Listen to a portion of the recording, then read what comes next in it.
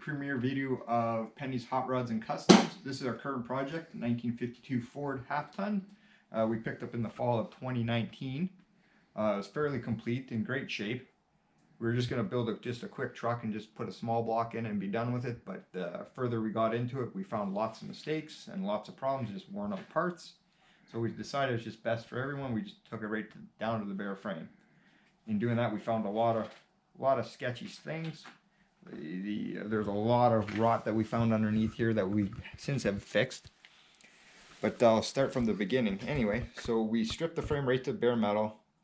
We sent it in, got it sandblasted, went and got Por 44, I do believe it's called. We painted satin black, or gloss black I should say. It actually turned out really amazing. It's dirty from sitting in here, from sanding and just being in the garage. But we decided to put in the disc brake conversion kit, just a GM style that we were able to get from Speedway. Super easy to do. You just have to follow the instructions. And yeah, it was actually really easy to do. And then we went through the leaf springs. We found actually a couple broken leaf springs in the back. So we went through all, cleaned them up, made new bands because we just couldn't find any. So we just made new ones, put new shackles in. All the bushings are everything's new. Funny thing is I forgot to bring all the steering components. They're sitting in my garage in Stony, but we'll bring them out next week and redo everything. But everything is done from here. We even put a new resistor. I don't think you can get in there, but we did put a new resistor valve in here from Speedway. That was not a bad idea. I guess you needed it. I'm not too sure, but then it's just we decided to go with the tried and true small block Chevy.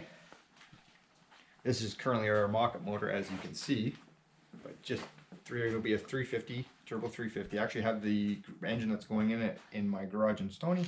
It's all done. As you can see here, we went to the power disc brakes. And everything was really simple. They sell it as a complete kit. It wasn't bad at all. In current projects, we actually made our own brake pedals and clutch parts and all that, but it was just easier to do it this way. And for what they want, it's really, at the big scheme of things, not a lot of money. And brand new engine mounts, tranny mounts that we still have to paint, but it's there.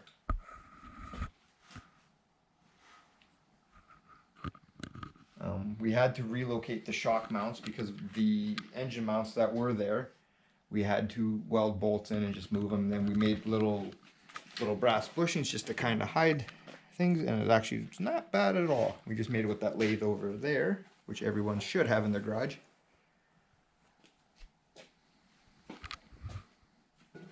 But yeah, everything's all done up front here. It's actually really complete, and it was an easy thing to do. It's just you take your time and do it right, and everything will fall into place. Along the back here, it's just a Chevy 10 bolt with a 331 gear. It came out of one of our old project cars. It bolted in fairly easy. Just made new perches for the mounts, like to hold the leaf springs and everything. Just went through brakes and bearings, and 331 gear, just a one lugger, as they say. But they'll be fine for this truck. The e-brakes are actually the stock e-brake cables that we were able to make work, and they weren't froze or anything like that, so why not? And yet again, we took these leaf springs apart, pulled a couple springs out because there was actually some cracked ones in there, and we just kind of lowered it a little bit, so in the end result it should sit a little better. But like again, it was all done to basically just a strip frame, and we're starting from everywhere. And I'll take you to the front of the cab.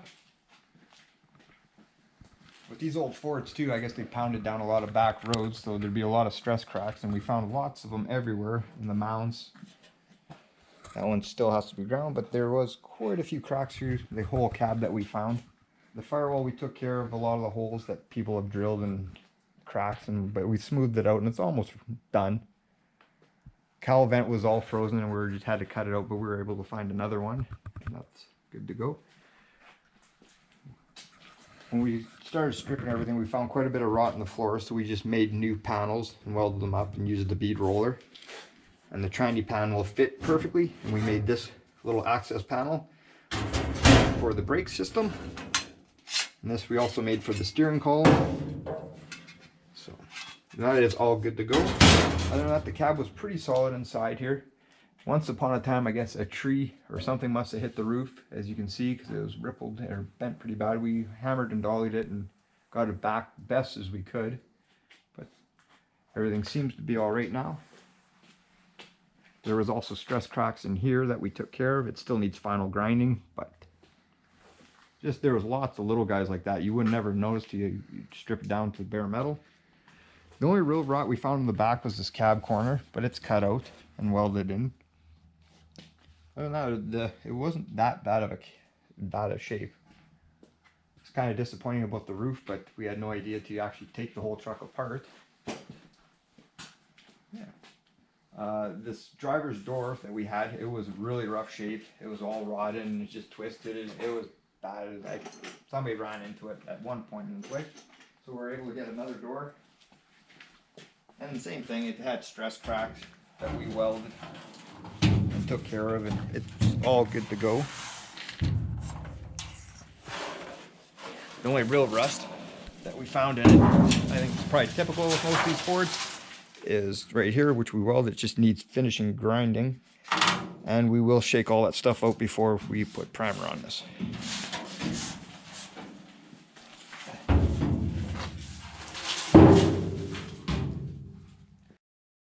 Okay, here we are outside right now in Winnipeg, Manitoba, Canada. I think it's -1, -2. It's cold, but whatever. Here's the front clip for the truck. It's actually not bad shape. It's all complete.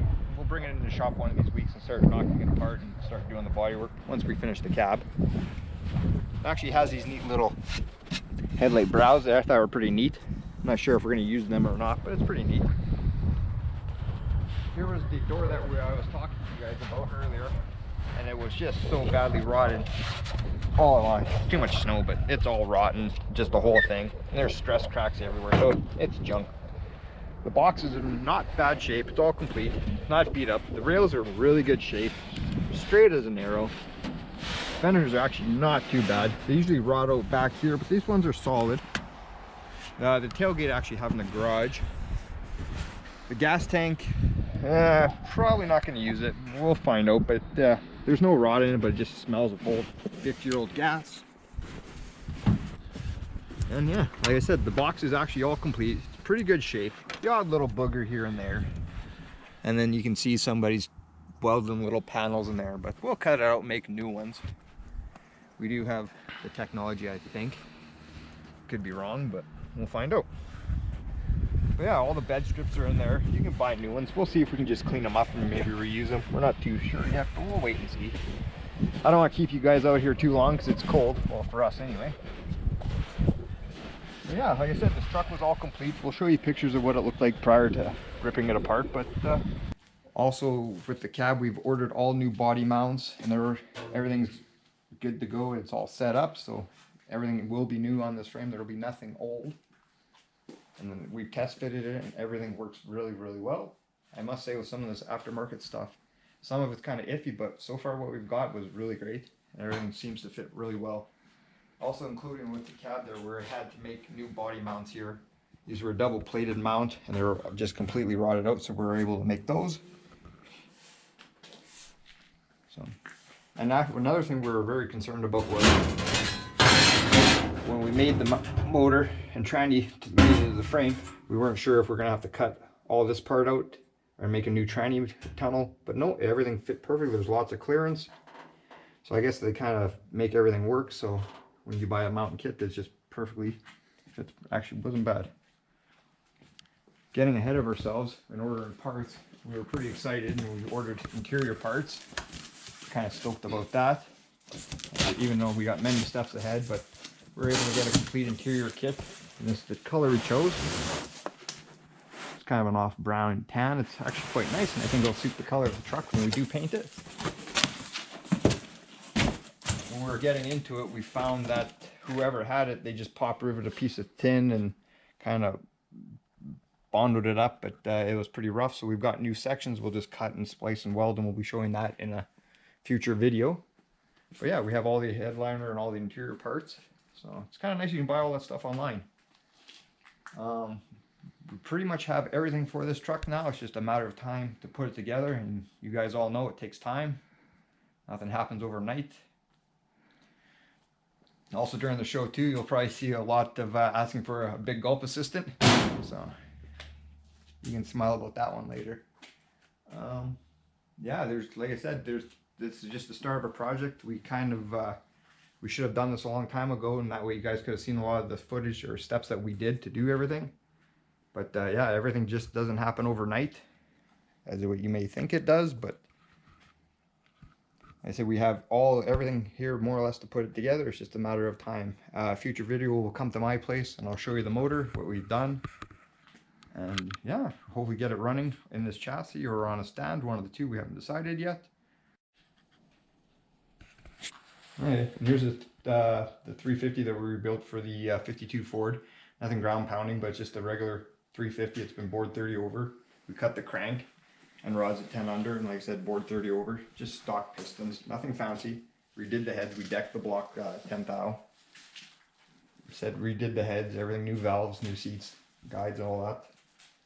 I started making the wires, spark plug wires the other night to see how they fit, but with these headers I bought, they're pretty tight, and that won't last, so I'll just get new boots and just 45 angles. I got that already, so should be good to go. Like I said, it's a brand new block, top to bottom, just an Edelbrock dual RPM, dual plane intake, nothing fancy, but just it'll get the job done. Should push that truck around just fine. But like I said, it's just a typical old small block. But yeah, thank you for watching, and if you like what you see, please hit like and subscribe. Appreciate it. Have a great day.